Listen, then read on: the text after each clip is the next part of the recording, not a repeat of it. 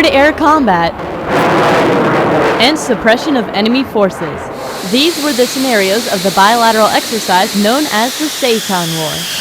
American F-15s and F-16s and Japanese F-2s and F-4s took turns playing as the enemy and allies, practicing combat techniques they don't always get the opportunity to.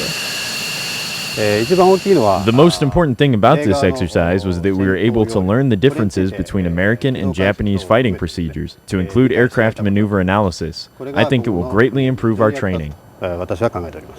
It's very rare for us to work with the U.S. forces, especially some roles we don't have in the Air Force, so it's very useful for us to train with the U.S. fighters and learn something out of it.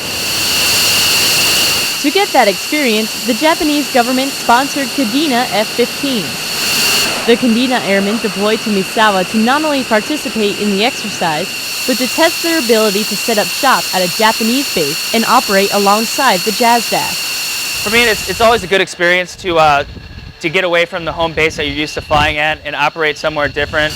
There's a lot of added stresses, and you're not flying in the same place that you're used to flying all the time. With the fast-paced flying schedule, maintainers were also put to the test in adapting to their new environment and their new allies. They did a very good job to support us, maintaining a high rate of readiness for the airplane. Both US maintainers and Japanese maintainers working side by side, trying to launch the missions on time. The bottom line, if we had to move and there actually was a real war out here in the Pacific, then we'd make it happen. The exercise lasted about a week. Misawa's own pilots, along with pilots from Iwakuni Air Station, will also relocate for similar training. Senior Airman Jenna Armstrong, Misawa Air Base, Japan.